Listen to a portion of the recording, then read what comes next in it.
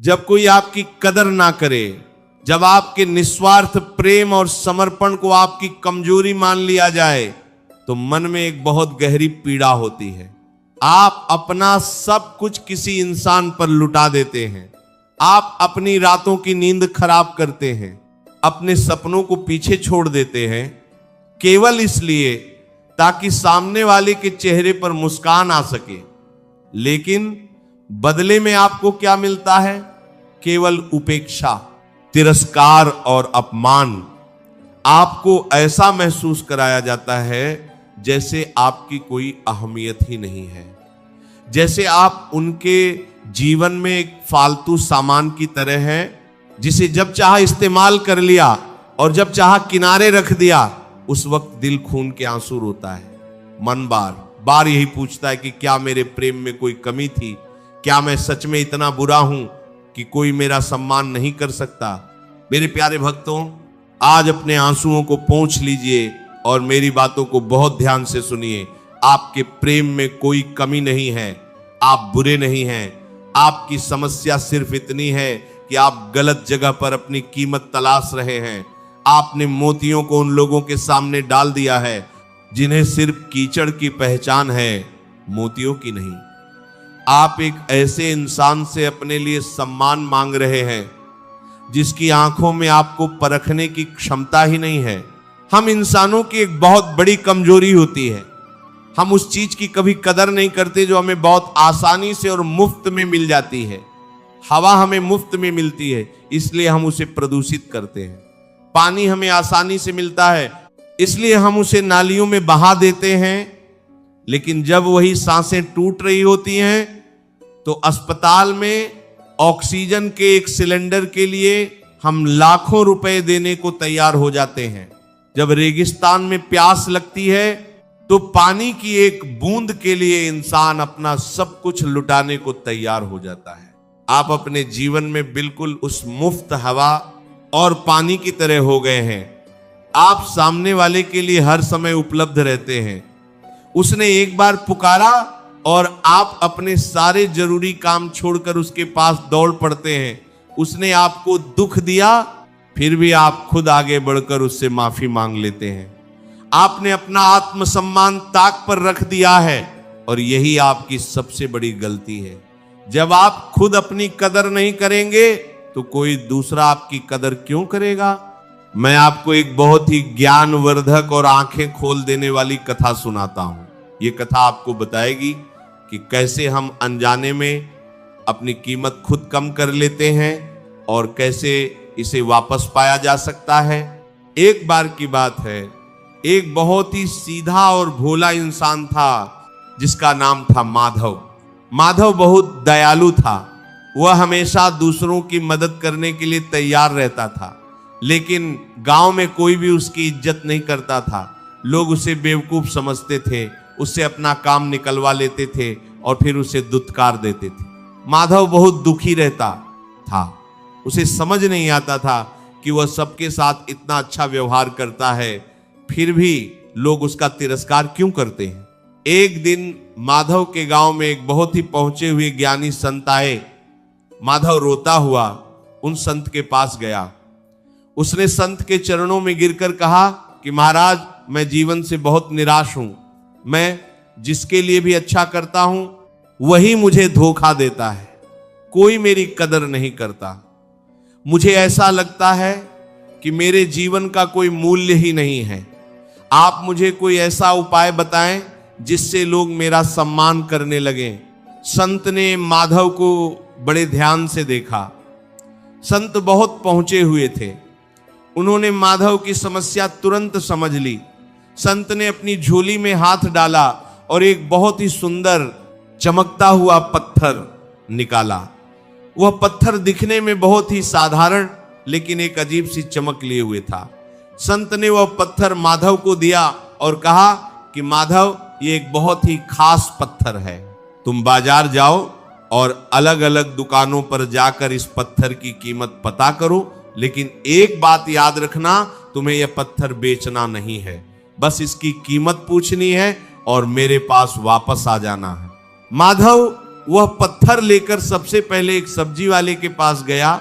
उसने सब्जी वाले को पत्थर दिखाया और पूछा कि भाई तुम इस पत्थर के बदले मुझे क्या दे सकते हो। सब्जी वाले ने उस पत्थर को देखा, उसे लगा कि ये कोई साधारण सा रंगीन पत्थर है जिससे उसके बच्चे खेल सकते हैं। सब्जी वाले ने कहा कि मैं तुम्हें इसके बदले 2 किलो आलू दे सकता हूं। माधव ने पत्थर वापस लिया और आगे बढ़ गया। फिर माधव एक कपड़े के व्यापारी के पास गया। उसने वह पत्थर व्यापारी को दिखाया। व्यापारी ने पत्थर की चमक देखी और सोचा कि इसे वह अपनी दुकान के गल्ले पर सजाएगा तो अच्छा लगेगा। व्यापारी ने कहा कि मैं इसके बदले तुम्हें 1 जोड़ी नए कपड़े और 500 रुपए दे सकता हूं। माधव को थोड़ी हैरानी हुई, लेकिन संत के आदेश के अनुसार उसे पत्थर बेचना नहीं था। अंत में माधव शहर के सबसे बड़े जौहरी की दुकान पर गया। उसने वह पत्थर जौहरी को दिखाया। जैसे ही जौहरी ने उस पत्थर को देखा, उसकी आंखें फटी की फटी रह गई। उसने तुरंत अपना चश्मा निकाला और पत्थर को बहुत ध्यान से परखा। जौहरी के हाथ कांपने लगे। उसने माधव से पूछा कि भाई तुम्हें यह पत्थर कहां से मिला? यह कोई साधारण पत्थर नहीं है, ये एक बेशकीमती और बहुत ही दुर्लभ हीरा है।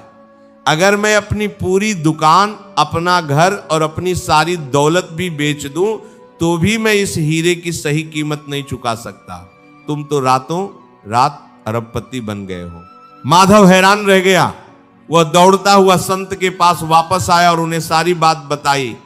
उसने बताया कि कैसे सब्जी वाले ने उसे 2 किलो आलू के बराबर समझा और जौहरी ने उसे अनमोल बता दिया।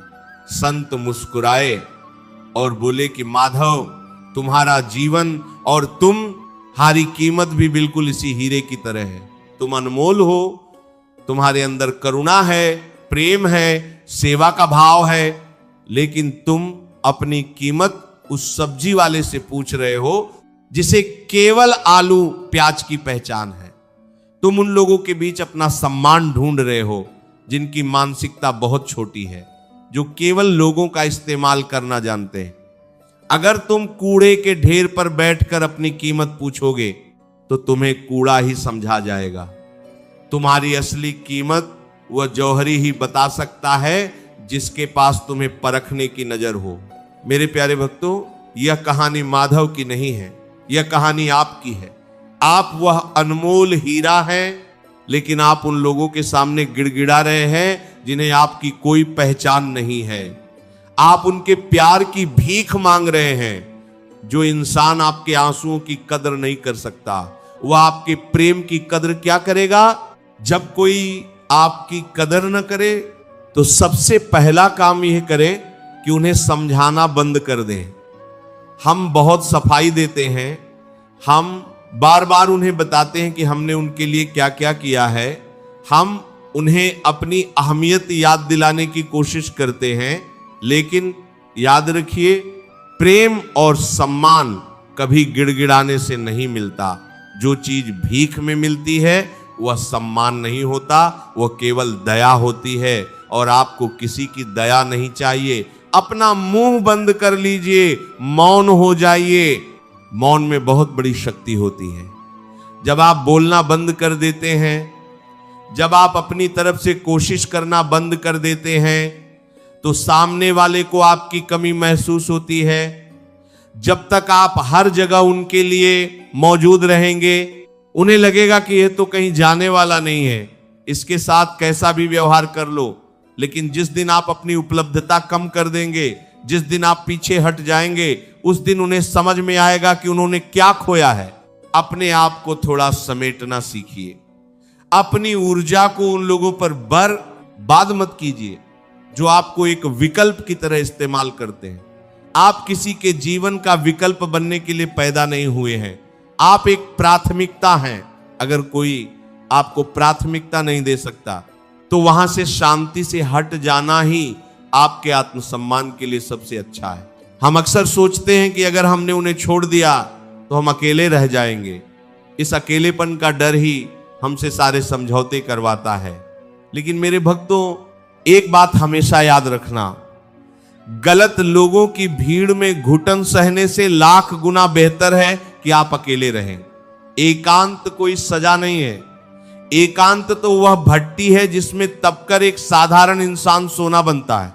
जब आप अकेले होते हैं तभी आपकी मुलाकात उस परम शक्ति से होती है जो आपके भीतर बैठी है। ईश्वर ने आपको बहुत फुर्सत से बनाया है। आपके जैसा इस पूरी दुनिया में दूसरा कोई नहीं है। आप उस परमात्मा की एक अद्भुत रचना है। जब वह ईश्वर आपकी इतनी कदर करता है, जब उसने आपको एक पूर्ण इंसान बनाकर भेजा है, तो आप क्यों दो कौड़ी के इंसानों के सामने अपना सिर झुकाते हैं? जब लोग आपको अनदेखा करें तो दुखी होने के बजाय खुश हो जाइए। खुश इसलिए हो जाइए क्योंकि ईश्वर आपको उन स्वार्थी लोगों से दूर कर रहा है। ईश्वर आपके जीवन से उस कचरे को साफ कर रहा है जो आपकी आध्यात्मिक और मानसिक उन्नति में बाधा बन रहा था।